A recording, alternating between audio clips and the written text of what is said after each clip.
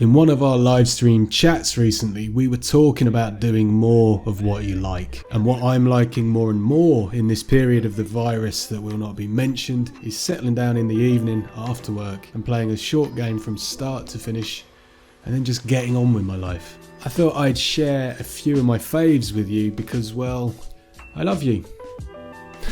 So these games, you're not going to get stuck. You're hopefully seeing the start, the middle and the end all in one sitting, and you got the bonus of if you hate them, you're not sacrificing much of your time. None of them are niche or hidden gems, but none of them are your big timers. Just some nice little games to fill an empty gap in your diary. And immediately, this one is slightly pushing against my own rules, as it took me a tad over 2 hours the first time I played it, and bizarrely a bit longer when I revisited it for this video. But if you could get past the first pipe in Flappy Bird, and if you can use Google Maps, you've got the motor skills necessary for this game. Story and presentation wise, it's great. It's a work of metafiction. It's a game about itself. You start out playing an arcade game called Pony Island, simply jumping your little lad over some fences. Slowly at first, the game is corrupted. This leads to demons and fighting for your soul and very, very light psychological horror. And it's all contained within this arcade machine's screen. It's got a few jokes in it too.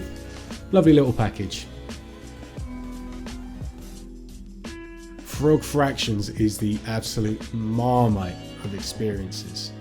If I describe it, I've ruined it, but you'll either think it's alright or the stupidest thing you've ever played. Recently, it has been released for free on Steam, and just have a look. It will take you less than an hour to complete it, if completing it is what you can call it. To me, the Frog Fractions universe seems like a joke that got well out of hand. In 2012, this was released as a browser game. Frog Fractions 2 was hidden within another game entirely, and from having a browse, I now see that Frog Fractions 3 has been released, buried inside a DLC for the initial free game. It's super silly, totally unique, and it's just a bit of a laugh.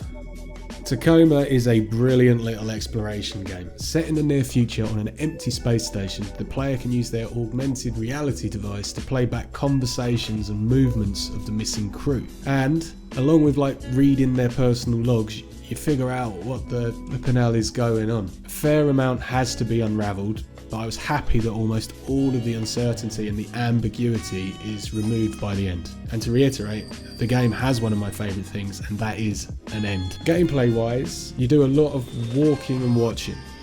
The puzzles, if you can class them as that, top out in the difficulty of listening to someone tell you the code for a door and then going and entering that code on that door. I think this is a good choice, as I wanted to rush through the game.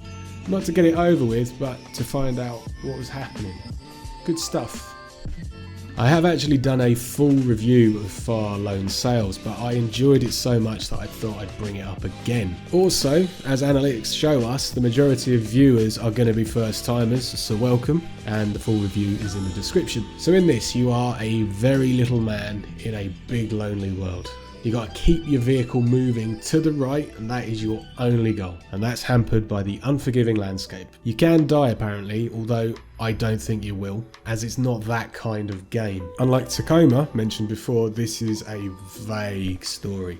Nothing is explained, but it still made me somehow sad, and not that bad sad, it's just kind of melancholy. I can't tell you how long this took me, probably well outside of the rules like everything else, but I did it all in one pop on a Friday night, and I was engrossed from start to finish, and the time flew past. Bonus is you can play this on pretty much any platform, and it's getting the double thumbs up. Brilliant game.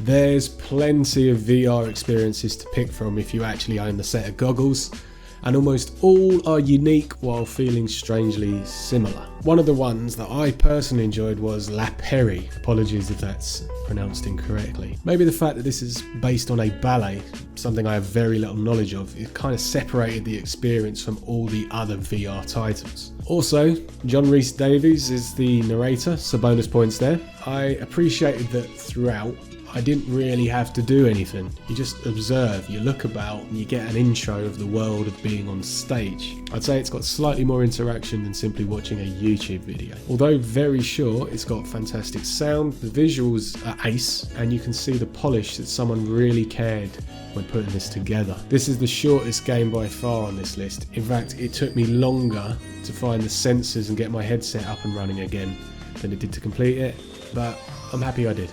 I got some honourable mentions now. All of these are too well known, they are too long, or I just didn't fancy repeating what thousands of others had said before. Stanley Parable, not going to tell you why, just go in blind, have your own thoughts and feelings.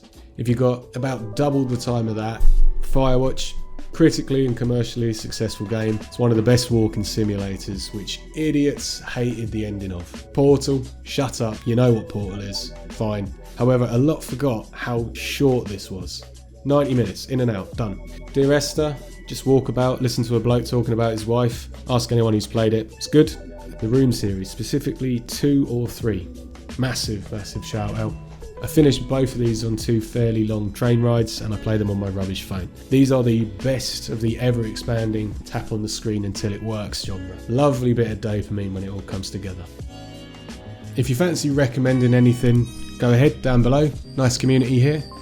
Stay safe. Chat later. Bye.